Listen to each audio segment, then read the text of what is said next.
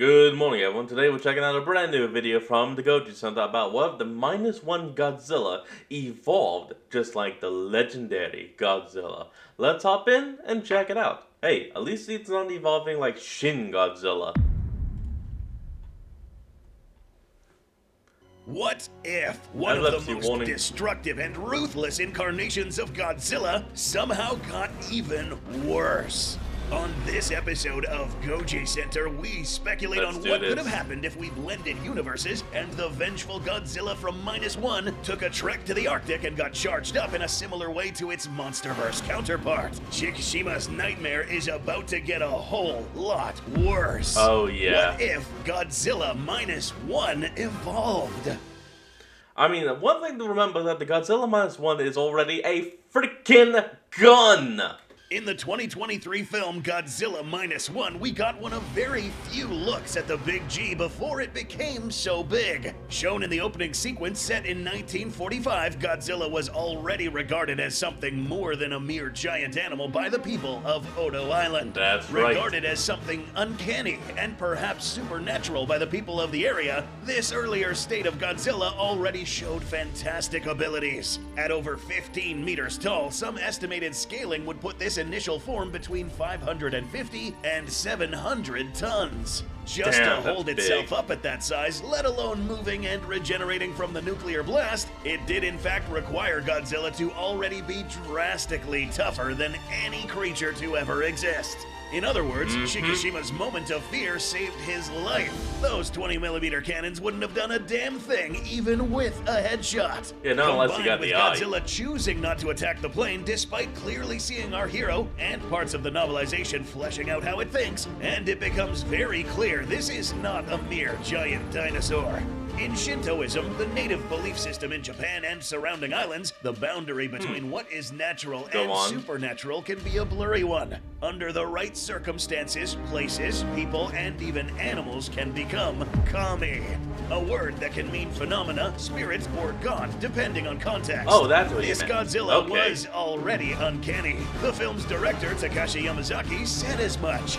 Considering the natives of Odo Island already knew of this giant beast and revered it as such, they might have been onto something. So for the remainder They already treated him like a god he was. of this episode, you may find a clip or two of game footage from our sponsor, War Thunder. Oh, We that's wouldn't be fine. promoting this if this game wasn't actually good, but it is. The most insane representation of the intensity of military vehicles, tanks, aircraft, helicopters, and ships. Literally every Pretty time we impressive. talk about this game, it only gets better. Constantly updated, each game session is an experience you'll never forget. Here you will take control of modern military tech, guided missiles, smoke screens, thermal vision, attack drones, must have and a big Godzilla-sized nuclear strikes to devastate the entire map. You can take part in epic multiplayer battles on PC, PlayStation, Xbox, and mobile. So now there's And no it's excuse to completely not take free, part in the isn't it? best combat vehicle game of all time.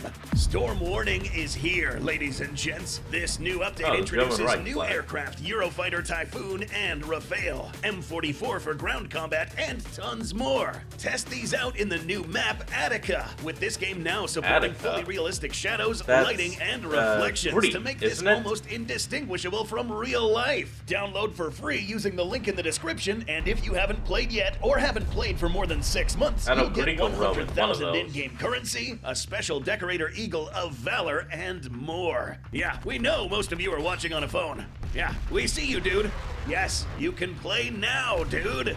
Fast No forwarding in thanks. time, this Godzilla found itself caught in the blast of Operation Crossroads Baker Test. Withstanding the 23 kiloton explosion and radiation, Godzilla's regenerative ability went into overdrive trying to stabilize it. It is here where the Oh, film's that's where the stuff novelization makes happened. it clear that the resting giant I thought he got the regenerating ability from the blast. I didn't know he already had it, and this just supercharged it. was filled with a My terrible mistake. resolve once it deduced humans were the cause of this.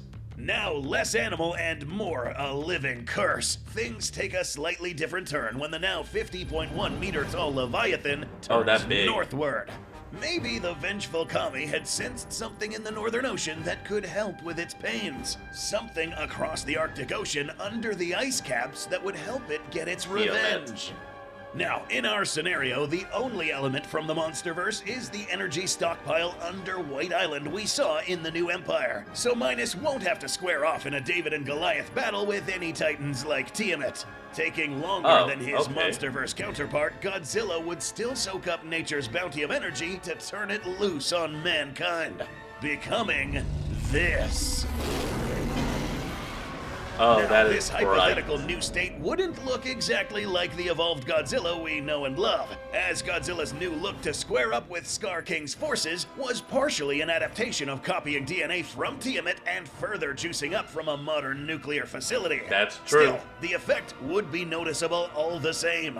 New spines, longer limbs, and a somewhat slimmed down build, and far more destructive potential. Minus One's infamous blast of a breath attack would take on terrifying new traits too, but we'll get back to that in a minute. And this new look also comes with a few new devastating perks, ones that would carve a path of devastation across the Pacific at an even faster rate than it had in the movie. This turbocharged Godzilla would relentlessly destroy anything it so much as got an indication of. Tellingly, there would be no warning when these attacks happened until the path of wreckage was found.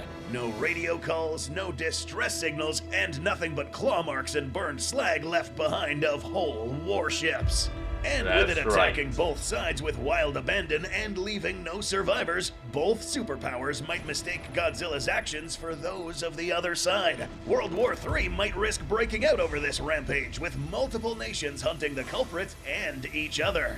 With the sheer number of sea mines still left over from the last war, Shikishima and company would have plenty of work to do.